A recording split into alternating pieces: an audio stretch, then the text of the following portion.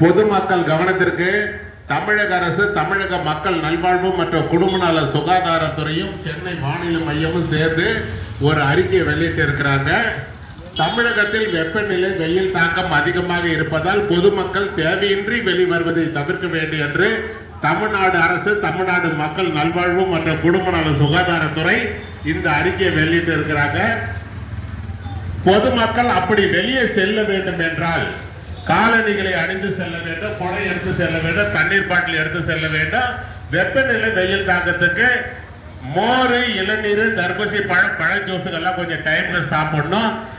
பொதுமக்களுக்கு வெயில் தாக்கம், வெப்பநிலை அதிகமாக இருப்பதால் வாந்தி, மயக்கம், வயிற்றுப்போக்கு இருந்தால் ORS என்ற பவுடர் தமிழ்நாடு அரசு மருத்துவக் கல்லூரி மருத்துவமனையிலும் அனைத்து அரசு மருத்துவமனையிலும் கிடைக்கும்.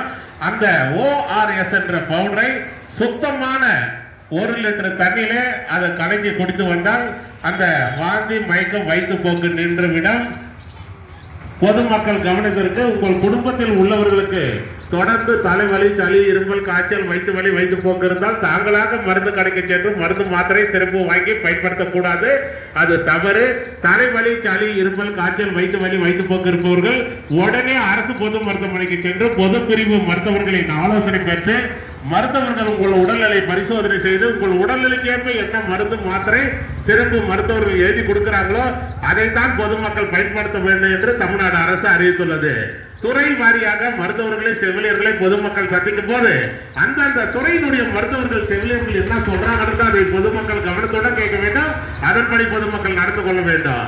இது தமிழ்நாடு அரசு மருத்துவமனை, அரசு பொது மருத்துவமனை எல்லாம் இலவசமாக வழங்கப்படுகிறது. அதை பொதுமக்கள் பயன்படுத்திக் கொள்ளுமாறு தமிழ்நாடு அரசு சார்பாக வேலூர் அடுக்கம்பாறை அரசு மருத்துவக் கல்லூரி மருத்துவமனை சார்பாக டிபார்ட்மெண்ட் ஆஃப் கம்யூனிட்டி மெடிசன் சமூக நலத்துறை சார்பாக பொதுமக்களுக்கு அன்போடு, பண்போடு, கனிவோடு தெரிவித்துக் கொள்கிறோம்.